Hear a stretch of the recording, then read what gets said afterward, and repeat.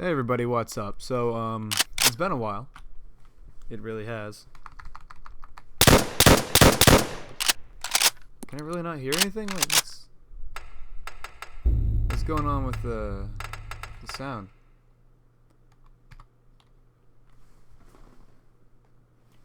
Oh well.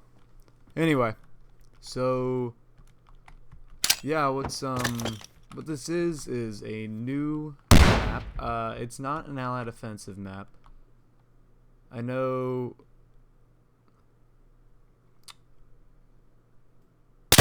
that project's been dead for a while.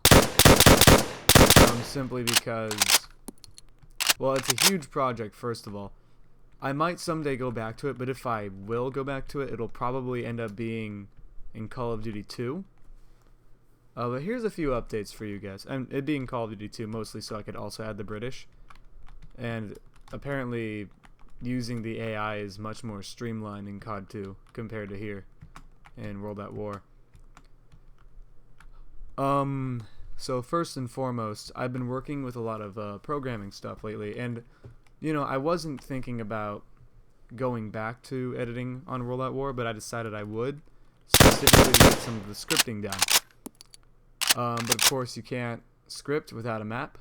Well, I mean you can, but it'd be pointless, so I am creating scripts to work with the maps that I'm going to be producing, and this is all just one map that I'll be making. I might make more for other tests later, but for now this is all I'm going to be doing. And if I do make more for other tests later, they might also be on Call of Duty 2 over time, because once again I just like the game better. But so yeah, as you can see as well, I got a new computer, and that's why I'm running this one at 1080p compared to how I used to be running it at, which was 1280 by 720, I believe. When I would record, and it would always be at a slower frame rate than my actual 800 by 600 windowed mode, which I do kind of miss, but I do miss having speakers, though. I can't hear anything right now. I'll buy them in time when I have the money. So this is this new series is pretty much, it's going to be a weekly update where I show you guys the progress on this map as I go through with it. Now, take in mind that I am in college, and on top of that I do work a job. So, you know, I don't have as much free time as I used to have. But, you know, these last couple of days I didn't really have much to do, and so I built this over the course of 2 days, and it looks pretty good, I do have to say. There's only a couple of things that really bother me, besides, of course, any conceptual areas like over here, which is 100% my concept of, you know, what this is going to look like. But overall, you know, this whole area actually needs to be designed. I remember this. I used to hit mission objectives and it would give me an error. I'm really happy that because my old computer wouldn't let me. Anyway, so this is kind of the general idea, and I'm going to be doing a lot of theories with AI and stuff on this over the course of the next few weeks. I'm hoping I can finish by December. It's not going to be a huge map, but anyway, let's go ahead and explore a little bit to show you guys around. This is the first area. This should not be here.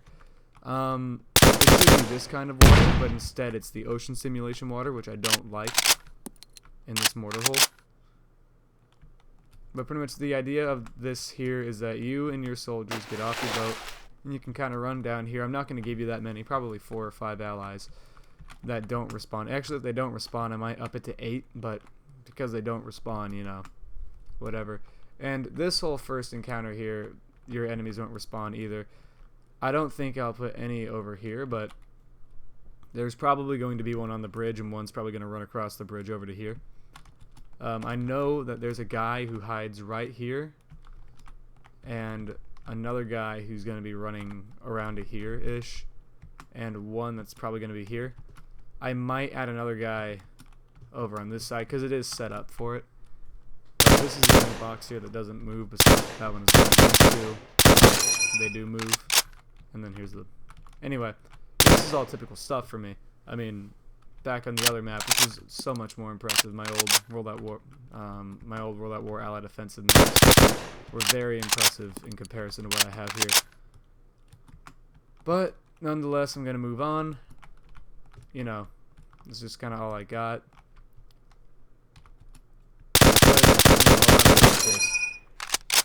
Me enjoying this. There was at one point in time a canoe that was floating in the water, but I assume it has fallen into the abyss. Let's move on to the next area. There's a couple of guys that run out through there, and then over here is interesting. I don't exactly know how this encounter is going to be. I know I'm not giving you much cover, and there will be a machine gun right there, which will kind of force you to probably hide behind these canoes.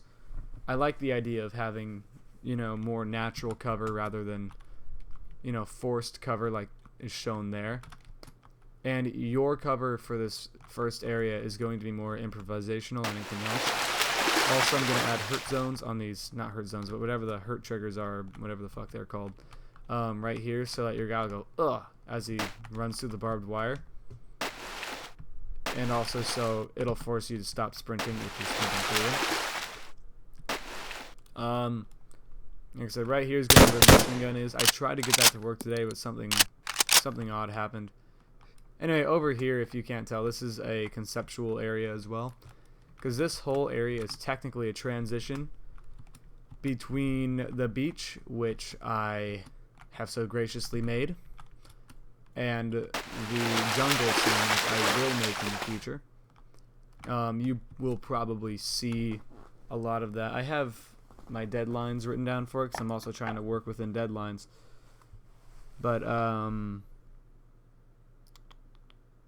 yeah, I wrote by September 24th, so that's next Saturday. This will be finished. This area here, of course, will be finished, because this is the transition. And, see, I'm doing the transition, and then some forest and some trenches, which is really... forest and trenches are the same area, and you kind of walk up here. There's going to be a little bit of an extra piece where you're going to curve around somewhere so that we can't see any of this anymore. You know, this beach scene is going to be a thing of the past, probably through a trench line or something like that. You guys know how I love those if you've seen my past maps. And then afterward, what's that? Afterward, I'll be what's it called? I'll be including a scene where there's going to be some trenches inside of a forest. And then, you know, that'll probably, if this thing, let's say it curves around to here, and then I'll add a little fake wall right here.